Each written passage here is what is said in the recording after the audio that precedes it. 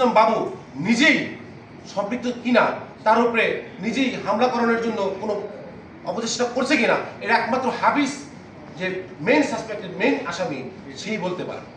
আমি এখন সন্দেহ পোষণ করছি।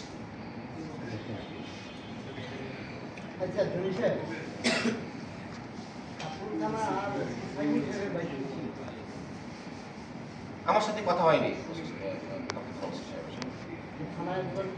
না আমার সাথে কথা হয়নি, না আমি আমি আমি স্বেচ্ছায় তো আর এটা করবো না। আমাকে সাথে কারোর সাথে কোনো জায়গায় ঠিক কথা বলা হয়নি।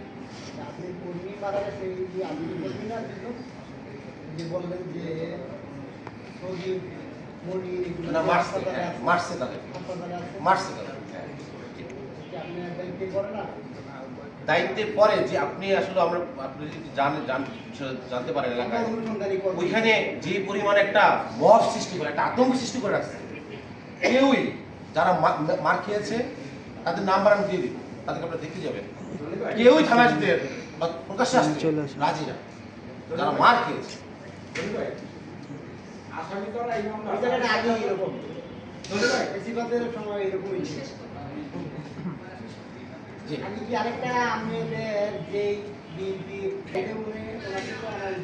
আমরা সবাই এক পক্ষে, সেটা হলো যে আইনের শাসন প্রতিষ্ঠা হোক, সুষ্ঠু তদন্তের মাধ্যমে এই নৃশংস হত্যার বিচার হোক, কঠিন শাস্তি হোক, যাতে আমরা সবাই এক।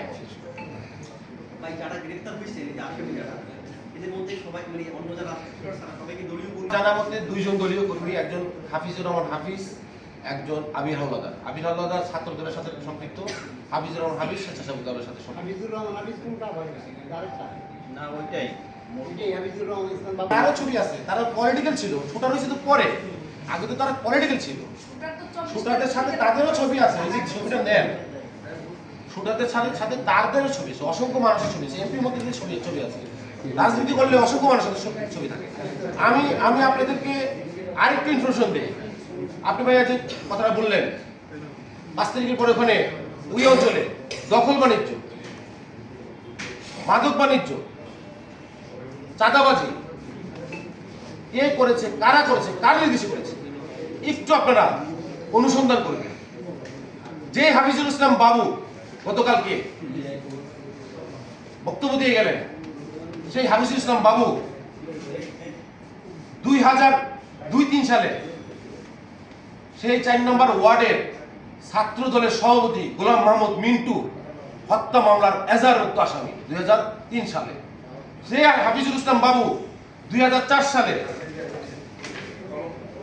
মুফাজ্জল হক বাবু 2004 সালে হত্যা মামলার এজাহারভুক্ত আসামি, 8 নম্বর আসামি। তিনি 20 বছর আগে হত্যার মাধ্যমে সন্ত্রাসীতে যোগ দেন এবং তার লিডার ছিল তৎকালীন সময় শীর্ষ সন্ত্রাসী বাবু আসামি। এই হাফিজুল ইসলাম বাবু তার এলাকায় বৈধ কি আয় আছে, তার পৈতৃক কি সম্পত্তি আছে, সে কিভাবে চলে, কোত্থেকে তার আয়, একটু খোঁজ খবর নেবেন।